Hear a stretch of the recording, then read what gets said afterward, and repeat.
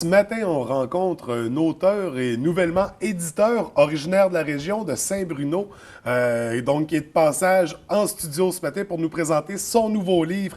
Il s'agit du Parfum des ombres et il va nous en parler bien sûr. Bienvenue à l'émission. Bonjour, François. Écoutez, on va commencer premièrement. Le Parfum des ombres, c'est votre deuxième roman. Oui. Un premier roman qui avait paru aux éditions Espoir qui s'intitule Je te salue Marie. De quoi il s'agissait exactement? Ah, Je te salue Marie, c'est l'histoire d'un homme dans la cinquantaine qui est gay, qui vit avec son chum depuis une quinzaine d'années, puis sa vie est stable, trop stable, il a l'impression de tourner en rond, donc il décide d'avoir un enfant. Alors, c'est tout ce qu'il y a autour de ça, mais ça prend une femme, ça prend le consentement du conjoint. Ouais.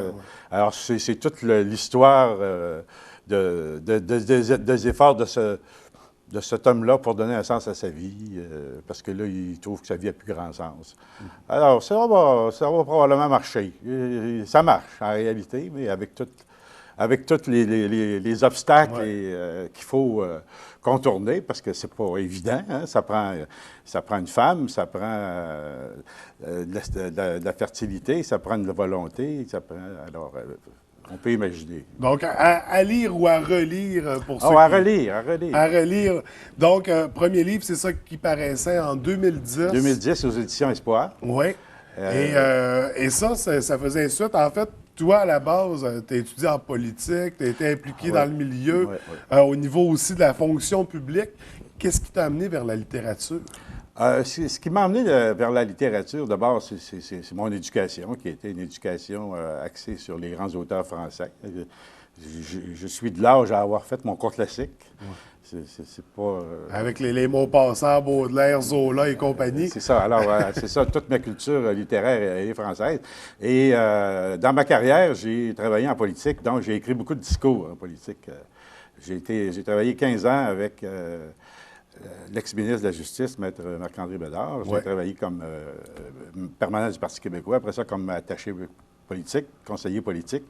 Et là, j'avais évidemment beaucoup de rédactions à faire. Et comme fonctionnaire, j'ai travaillé comme analyste, comme planificateur, et il y avait beaucoup d'analyses de documents écrits. Alors, j'ai écrit toute ma carrière. Donc, c'est ça, il y a toujours eu un lien avec la littérature. J'ai toujours un lien soit avec la littérature ou soit l'écriture. Et les dernières 10 années, ou les dernières 8 années qui ont précédé ma retraite, j'ai commencé à écrire mon premier livre. Alors, mes vacances, j'allais les passer sur le bord de l'Atlantique, en Floride, et je travaillais sur l'écriture de mon premier livre, et ce qui fait en sorte que 3 ans après ma prise de retraite, en 2007, alors j'ai publié mon premier roman avec les éditions Espoir. Fait qu'il y a toujours eu cet intérêt-là pour l'écriture et peut-être même le désir d'écrire des livres. Ah, le désir, il était toujours là. Ouais. Ça, c'était mon rêve, mon défi personnel. Là, on a toujours une montagne à escalader, c'était la mienne. C'était la montagne. Et là, c'est son premier livre en 2010. Tu nous arrives avec un nouveau roman, Le Parfum des ombres, mais cette fois-ci, qui paraît aux éditions Youkali. Youkali, qui est la maison d'édition que tu viens de fonder, en fait. Oui. De quoi il s'agit exactement comme maison d'édition? Bon, c'est une micro-maison d'édition où d'abord, la maison existe pour publier mes propres ouvrages. Ouais.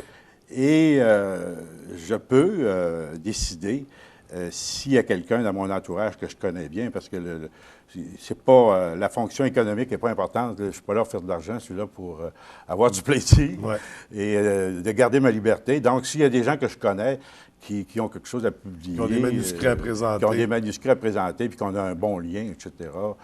J'ai déjà 2 personnes qui sont intéressées. OK. Et c'est pas difficile à trouver. Il y a beaucoup de gens qui ont des projets d'écriture. Et Youkali, ça vient d'une chanson qui est une très belle mélodie qui est chantée par Diane Dufresne, entre autres, dans son disque qu'elle a fait au piano avec le chef d'orchestre, là, Nizet Séguin. Et c'est une île imaginaire. Alors, elle dit... c'est quelqu'un qui raconte comment elle a visité Youkali. C'est quoi Youkali? Youkali, c'est le pays de nos désirs. C'est le pays des vœux partagés, des amours partagés. Mais malheureusement, Youkali, c'est une île imaginaire qui n'existe pas. Alors, c'est tout ce dont C'est tout ce qui existe dans notre imagination, mais qui n'existe pas. Avec un rêve utopique, un endroit parfait. C'est un endroit parfait, utopique, mais ça nous prend ça pour monter plus haut à un moment donné. Pour se donner de l'espoir, pour avancer dans la vie. Alors, il y a une très belle chanson. J'invite les gens à aller sur mon site Internet ou sur une des pages des éditions Youcali, il y a une interprétation de la chanson par une magnifique interprète lyrique. Il est Teresa Stratos. Alors, j'invite les gens à aller écouter ça, puis ils vont tomber en amour avec la chanson. Ça, c'est sûr. Et ils vont mieux comprendre un peu les... Oui, parce que moi, je me dis, celui qui écrit, il y a un imaginaire, puis celui qui lit, il y a un imaginaire. Alors, c'est deux îles qui se rencontrent. C'est intéressant comme façon de voir les choses. On va tomber dans le roman. Le nouveau, en fait, Le Parfum des Ombres. Qui vient tout juste de paraître. En fait, le lancement a lieu cette semaine. De quoi il s'agit comme histoire? C'est une histoire très délicate, je dirais. C'est pas quelque chose qu'on rencontre sur tous les coins de rue, dans tous les quartiers, dans toutes les maisons. C'est une histoire un peu sombre. Ça ne veut pas dire qu'il n'y a pas de lumière, mais par rapport au premier livre qui était plus lumineux, celui-là est un petit peu plus sombre, d'où le titre, Le Parfum des Ombres. On vit dans la partie ombragée de la personnalité humaine, si vous voulez. Alors, c'est l'histoire de... Il y a un homme qui a été marié pendant 10 ans, qui, pendant ces 10 années-là, a vécu avec sa femme, a eu 3 enfants, 2 filles, et le plus jeune, un fils. Et après 10 ans, se retrouve un peu comme le ressort intérieur de sa vie, brisé, cassé. Et il est vraiment à la recherche de son identité. Il perd ses repères. C'est qui moi? Il a l'impression d'avoir fait ça pendant 10 ans un peu sur le pilote automatique, comprends-tu? Et là, il y a un besoin tellement fort de trouver qui il est qu'il se sépare de sa femme et de sa famille. Et il va même jusqu'à délaisser, parce que lui, c'est un criminologue de formation, qui a une charge de cours à l'Université de Montréal. Et il va même jusqu'à laisser ça pour changer, en plus, de quartier, parce qu'il demeure à Outremont, un quartier huppé, et il s'en va vivre dans Hochelaga-Maisonneuve, un quartier plus modeste. Donc, c'est toute sa vie qui est en balancement, en questionnement. Et petit à petit, il s'aperçoit qu'il est probablement, puis il a de la misère à l'accepter, il est homosexuel. Ça veut dire qu'il aime les hommes. C'est de moins en moins grave dans notre société, hein, puis c'est plus accepté que ça l'était, surtout dans les années 2000. Il y a eu un déblocage important. Mais par contre, il y a une autre attirance il y a de la misère à s'accepter comme homosexuel. Il ne se sent pas comme ça. Là. Je veux dire, il n'aime pas ça. Mais en plus, il est habité par une attirance qui est hors norme. Alors, il est attiré par les jeunes hommes, ce qu'on appelle, dans le langage un peu plus littéraire, les éphèbes. Ce sont des jeunes hommes qui ont les attributs de la virilité. On ne parle pas de pédophilie ici. On parle de jeunes hommes qui ont ce qu'il faut pour travailler. Majeurs. Majeurs qui ont leur majorité sexuelle. Parce que vous savez que dans la société, il y a 2 types de majorité. Il y a la majorité légale, qui s'acquiert à 18 ans, et la majorité sexuelle qui s'acquiert à 16 ans. Mais au moment où se déroule mon roman, la majorité sexuelle est à 14 ans. Alors, c'est dans les années 90. OK. C'est seulement en 2008 que le gouvernement Harper a haussé l'âge de la majorité sexuelle à 16 ans. Alors, ça veut dire que ce dont il est question dans mon roman à cette époque-là, c'est des jeunes hommes en haut de 14 ans. Mais il résiste à cette attirance-là. Là. Il résiste. Il rencontre un jeune homme à 15 ans. Et avec toute sa capacité, ses convictions morales, parce qu'il est très catholique, il est très croyant, il est élevé dans ça, puis il adhère à ça, puis il y croit. Il réussit malgré tout à s'occuper de ce jeune homme-là comme un père. Et aucune relation sexuelle. Il se dit en lui-même, il n'y a pas lui, dans sa tête, c'est 18 ans. Qui est à la majorité légale. Oui, c'est ça. Alors, parce que si tu n'as pas la majorité légale, même si tu as 16 ans ou 14 ans, tu peux être Un adulte peut être accusé de détournement de mineur parce qu'il est en position d'autorité, il est en position de force ou d'influence importante. Et alors, il résiste, puis à un moment donné, il est comme... pendant ce temps-là, il essaie de garder le lien avec sa famille. Les deux filles, ils ne veulent rien savoir. Ils ont l'impression que leur père a laissé leur mère pour ce jeune homme-là, avec qui il y a de plus en plus de relations, mais il n'y a pas de relations sexuelles, aller jusqu'à 18 ans. Et même à 18 ans, c'est le jeune homme qui dit « branche-toi ». Alors, il se branche, mais il s'aperçoit qu'il y a toujours... Il a comme perdu l'intérêt par rapport à... Fait que le besoin, le désir n'est pas sur le plan de la sexualité. Il est à un autre niveau. Il est à un autre niveau, mais son véritable désir, c'est l'attraction envers les jeunes hommes. Alors, à un moment donné, il résiste de plus en plus à ça, mais à un moment donné, ses barrières flanquent. Parce qu'il y a toute une évolution qu'on découvre, bien sûr. Il y a toute une évolution qu'on découvre dans le roman, et il y a un personnage dans le roman qui représente le démon. Parce que les ombres, la partie ombragée, si on veut avoir un beau symbole, c'est le démon, en réalité. C'est le petit ange, le petit démon, finalement. Oui. Le petit ange, le petit démon, l'ange déchu qui est dans l'ombre et qui l'incite. Puis là, à un moment donné, il y a un personnage qui représente pour lui la liberté, mais l'apparence de liberté. Parce que ce personnage-là, un personnage secondaire, il est au jeune aussi, puis il mène sa vie. Il a eu des enfants, il a eu 2 fils, il a laissé sa femme, il avait signé un contrat de 12 ans avec sa femme. Et puis là, donc, un modèle à suivre. Un modèle à suivre, mais c'est un modèle qui est une vague déferlante qui m'a amené le happe. C'est ça, il n'est pas nécessairement atteignable. Là, non, mais malgré toute sa résistance, il est happé par... il est engouffré par ce désir-là. Et là, c'est plus fort que lui. Il n'est pas capable de résister. Alors, il entreprend une relation.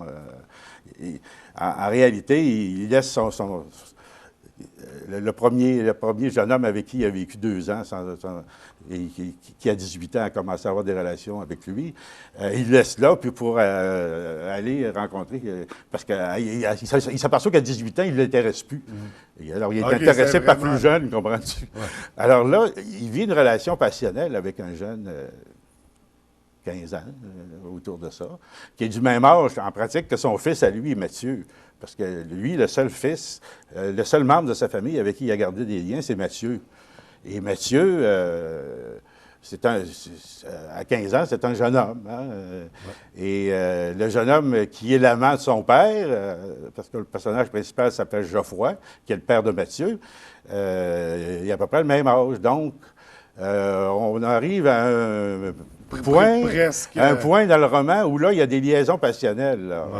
Liaison passionnelle entre le père et son jeune amant. Le complexe d'Oedipe inversé, disons. C'est le père qui a une attirance pour... qui recherche le modèle de son fils. Oui, c'est ça. Ben oui, c'est ça, dans le fond, parce que... Mais dans le fond, lui, là, il est torturé beaucoup, parce que il a comme l'impression de ne pas avoir été capable de jouer un rôle de père auprès du premier jeune homme avec qui il a vécu plusieurs années, et puis surtout après 18 ans. Et il n'est pas vraiment un père pour son fils Mathieu, parce qu'il ne sent pas la fibre paternelle assez. Et il se sent mal, il se sent coupable là-dedans. Et là, cette liaison-là, dans le fond, cette liaison-là avec le jeune homme, qui est un jeune, dans le fond, c'est un jeune prostitué. Là, faut pas, ça se passe à Montréal, hein, ça se passe pas... il y a des réalités qu'on ça se passe pas ne connaît pas nécessairement à la baie ici. Là, et c'est un monde, le jeune, de prostitution. Et là, il entreprend une relation qui est une transgression pour lui, parce que là, il vient de transgresser ses propres barrières morales. Non seulement il est en bas de 18 ans, là, mais il n'est pas vieux, là, ce jeune homme-là. Donc, mais ce jeune homme-là, il n'est pas vieux, mais il est manipulateur. Alors, il va faire en sorte que ça va créer certains problèmes, que sa relation avec lui va avoir des conséquences. Une histoire riche, une histoire Une histoire complexe, riche avec un personnage complexe. un profil psychologique, c'est ça, profil très intéressant. psychologique très intéressant, une évolution je prends le temps de bien asseoir l'évolution, puis ça n'arrive pas comme dans une série télévisée où tout arrive vite. Puis tout finit par découdre, parce qu'on passe c'est d'une ça. étape à l'autre. Alors moi, je touche des thèmes importants dans la société à travers cette histoire-là. Ouais. Je touche le thème de l'attirance des adultes vers les jeunes, les plus jeunes. Alors, que ce soit un adulte hétérosexuel ou un adulte homosexuel, tout le monde connaît des adultes hétérosexuels, des mononcles aux mains longues, des proches dans la famille. On en a tous dans notre entourage. On en a tous dans notre entourage, et même des pères incestueux. Alors, on veut dire, cette attirance-là vers les jeunes, elle n'est pas monopolisée par le monde gay ou le monde homosexuel. Alors, il y a certains adultes hétérosexuels qui ont cette attirance-là. Ça vient démystifier un peu cet univers-là aussi. Oui. Des stéréotypes qu'on peut avoir Voilà. sur les homosexuels sont tous attirés par des jeunes, admettons. Ce qui est complètement faux. C'est ce qui est complètement faux. On peut dire que certains homosexuels sont attirés par des jeunes. Comme certains hétérosexuels le sont. Comme certains tout simplement. hétérosexuels le sont, mais on ne peut pas le dire en général. Ben non, on peut pas. C'est que dans la société, il y en a qui ont la grippe, puis il y en a qui n'ont pas la grippe. Ben, exactement. Puis il y en a qui sont noirs, puis il y en a qui sont blancs. Mais, tu sais, je veux dire, on ne peut pas préjuger. Et puis, si le jeune... C'est sûr que le jeune n'est pas en possession de ses moyens. Là, actuellement, la majorité est à 16 ans, mais à l'époque, elle était à 14 ans. Mais les deux qu'il rencontre, en plus du jeune homme avec qui il a vécu là, plusieurs années, parce que lui, dans le fond, il est devenu entrepreneur, puis il a engagé il engage les jeunes avec qui... Tu comprends un peu l'idée, c'est que il faut qu'il fasse le bien, parce que lui, s'il ne fait pas le bien, il se sent mal. Alors, s'il fait un peu de mal, il faut qu'il fasse un peu de bien pour compenser, puis c'est pas simple. Là, écoute, pour ce qui est de l'histoire, on va arrêter là, on va laisser les gens le découvrir. Mais je trouve que là c'est une belle histoire, puis là, il vous manque encore beaucoup d'éléments. Et l'autre thème que je parlais, là, j'en parlerai pas, je vais laisser les gens le découvrir dans le roman. Mais il y a des thématiques un peu plus tabous, qu'on retrouve aussi certaines thématiques dans le premier roman, donc c'est à découvrir. Là, rapidement, parce qu'on a presque plus de temps pour le lancement. Il y a 2 lancements à venir cette semaine. Oui, il y a 2 lancements cette semaine. Le premier est mercredi à Saint-Bruno, mon village natal, pas loin de la ville d'Alma. C'est dans le cadre d'un 5 à 7. C'est sur la rue principale, à l'espace média Martin Lavoie, 512 rue Saint-Alphonse. Oui. Et le deuxième est à Chicoutimi, le jeudi, de 5 à 7 également, au bar Magic Night, au 416 rue Racine-Est, en face de Jean Coutu, qui fait à peu près le coin de la rue Riverain et de la rue Racine. Et là, il y a un invité spécial, l'ex-ministre de la Justice, votre ami? Mon ami et mon ancien patron, parce que j'ai travaillé des années avec Maître Marc-André Bédard, au moment où il était soit président du Parti québécois au niveau régional, qu'il était ministre de la Justice, ministre d'État en réforme électorale. J'ai passé 15 ans de temps avec lui, soit dans ses fonctions politiques ou ministérielles, et ça a créé un lien très fort qui dure encore. Les choses solides, ça dure, hein? Et il a accepté de façon très généreuse d'être l'invité spécial dans le cas de Saint-Bruno et d'être le président d'honneur du lancement dans le cas de Chicoutimi. Et j'invite les gens là, de Chicoutimi, d'autour, les paroisses autour de Chicoutimi, autour d'Alma, parce que vous rejoignez beaucoup de clientèle dans ces secteurs-là, secteur plus rural ou semi-rural ou semi-urbain. Alors, je les invite. Les 2 lancements, ils peuvent se présenter, ils peuvent être là, il n'y a pas besoin d'invitation. Puis ça va être une belle occasion pour vous rencontrer et approfondir un peu. Bien, ça va être une belle occasion pour qu'ils puissent me rencontrer et que moi, je puisse le rencontrer, parce que ce qui m'intéresse le plus, dans le fond, quand tu écris, si tu n'as pas de lecteur, c'est comme si que ton écriture n'avait pas de sens. Hein. Parce qu'on écrit pour les lecteurs. Là, oui. Sinon, moi, ça fait 10 fois que je le lis. Là. Ma job est faite. Et pour terminer rapidement, est-ce qu'il y a des projets à venir en tant qu'auteur, en tant qu'éditeur? Oui, en tant qu'éditeur, j'ai quelques personnes qui m'ont manifesté leur intérêt, qui sont de mes amis. Oui. J'ai deux femmes qui sont en train d'écrire comme pas comme des auteurs vedettes, mais comme des personnes qui ont, Mais c'est ça, qui ont le goût de... Des sujets intéressants à partager. Des sujets intéressants. La vie, c'est toujours intéressant. Alors, quand on écrit sa vie, c'est sûrement intéressant. Et puis, des projets, c'est d'écrire mon troisième roman, qui va porter probablement sur des tableaux de famille.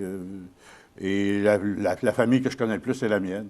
Et qui a vécu dans une époque que je connais bien aussi, l'époque de Duplessis à Jean Lesage, à aller jusqu'à... Mais la famille, c'est un thème quand même qu'on revoit dans tes deux premiers romans. Oui, la famille, pour moi, est très importante. Et je pense qu'il y a dans ma famille des beaux tableaux qui sont typiques d'une époque que le Québec, en transition, le Québec religieux autoritaire qui était en transition vers la libération religieuse et autres types de libération économique, politique, etc. Politique, mettons qu'on attend encore, là. Mais ça, c'est un autre sujet, ça. Donc, un troisième roman à surveiller, Oui, c'est ça. qui va paraître certainement aux éditions Youcali, Sûrement. duquel on peut visiter le site Internet pour avoir plus d'informations. Oui. Le www.éditionyoucali.ca. Ah oui. Édition au pluriel, Youcali en un mot. Édition plurielle, Youcali en un mot. Et là, on peut commander les livres, il y a les mises à jour, les actualités. Oui, c'est ça. Concernant ce qui s'en vient. Les gens qui sont intéressés à voir le livre, ils vont sur le site Internet, ils vont sur la page Achat en ligne, et là, mes deux romans sont en vente. J'ai aussi des formats numériques. J'ai le format PDF, le format e-book. Il y a tout ce qu'il faut pour les lecteurs. On visite le site. C'est une petite boutique qui ne coûte pas cher et qui est bien utile. Génial. Écoutez, merci beaucoup d'avoir pris le temps de venir nous rencontrer. Merci, François. Je vous souhaite un beau lancement. Merci. Au plaisir de vous recevoir pour le troisième livre. Merci beaucoup.